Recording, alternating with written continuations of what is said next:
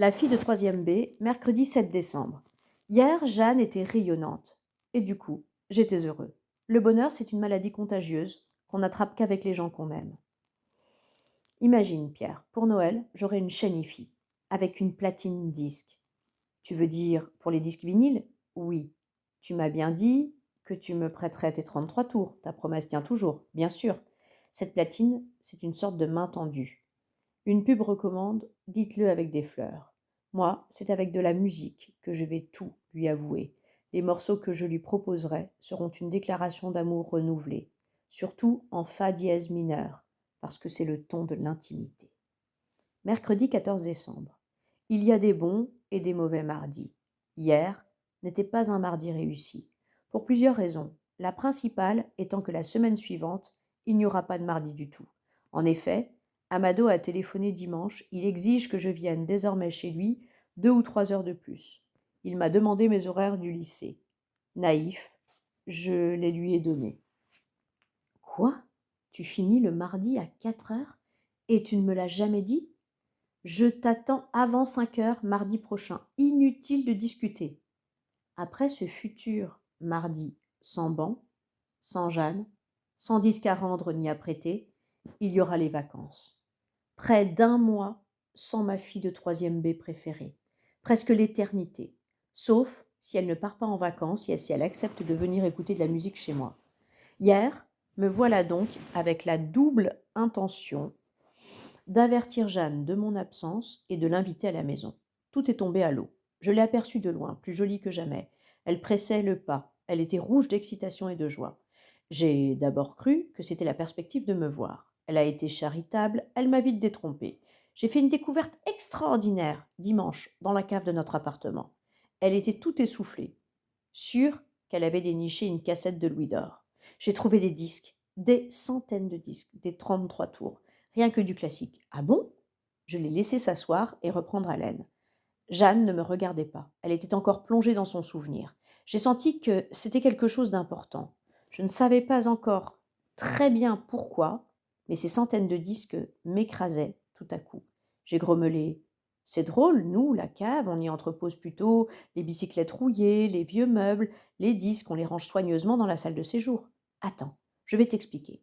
Mon père était ingénieur du son. Durant toute sa vie, il a effectué des tas d'enregistrements. Je suppose que les maisons de disques lui envoyaient un exemplaire dès leur parution. Pendant des années, il les a accumulés. Quand il est mort, je croyais que c'était ta mère qui était morte. Ton père est mort lui aussi? Oui. Ma mère est morte à ma naissance et mon père quelques années plus tard. Il venait de se remarier avec celle que j'appelle Mouti. Madame Le Flex, ma prof d'allemand. À ce moment-là, j'ai compris que Jeanne était une sorte d'orpheline. Elle me l'avait caché jusqu'ici, ou plutôt, elle ne me l'avait jamais dit. En me le révélant, sa joie s'était évanouie. C'était, dans ce qu'elle avait à me dire, une parenthèse dont elle se serait bien passée.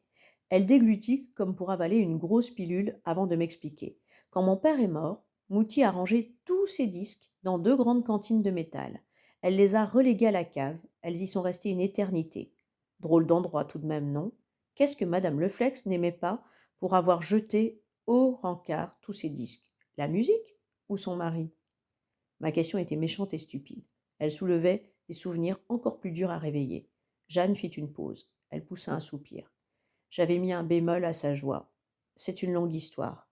Écoute, Jeanne, excuse-moi, je ne voulais pas être indiscret. Je me méfie des confidences. Pour ne pas les répéter par inadvertance, je ne connais qu'une solution, ne pas les entendre. Lionel m'avait prévenu que les filles étaient compliquées et que leur confidence, l'assurance d'ennui au carré. Laisse-moi t'expliquer, Pierre. Il le faut, si tu veux comprendre. Je voulais que Lionel aille au diable. Vois-tu, la mort de mon père, ça a été un drame. Il a péri dans l'incendie accidentel de sa maison en Provence. À l'époque, j'étais toute petite.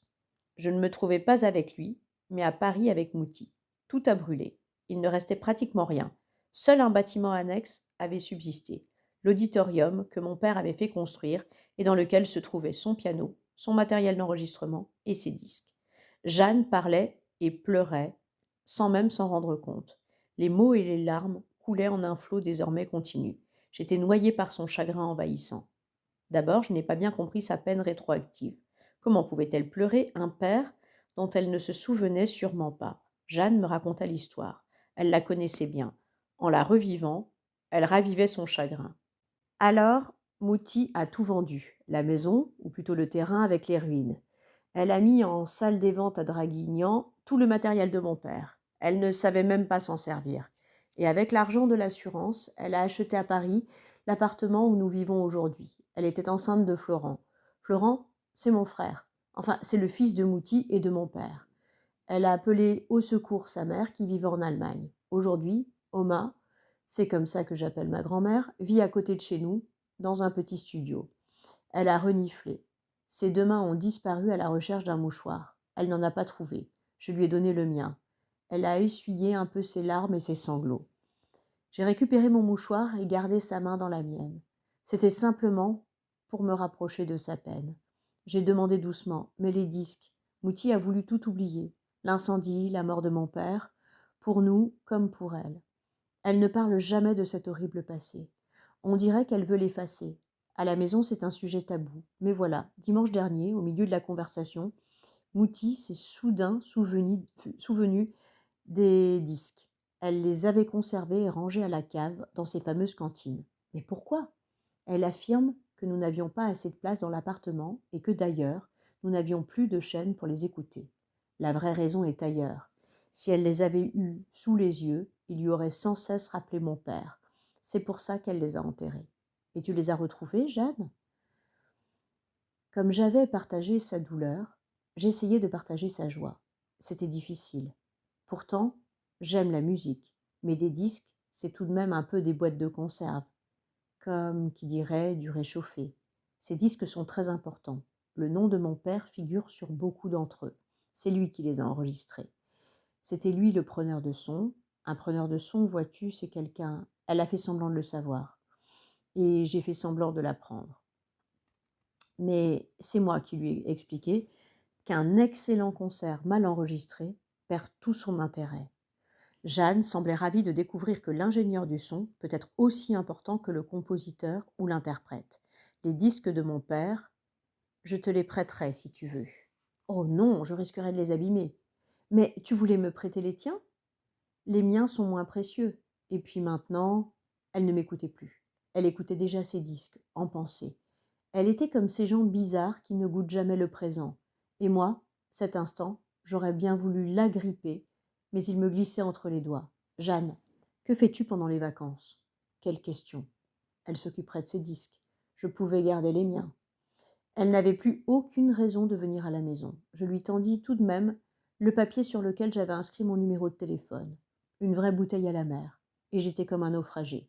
J'ai bégayé 3 mots, en guise de signal de détresse. Mais elle ne m'a pas lancé la bouée que j'attendais. Tu veux bien me donner le tien? Hein? Ah oui, bien sûr. Je te souhaite de bonnes vacances, parce que mardi prochain, je ne pourrai pas être là. Ça n'avait aucune importance, elle était déjà ailleurs.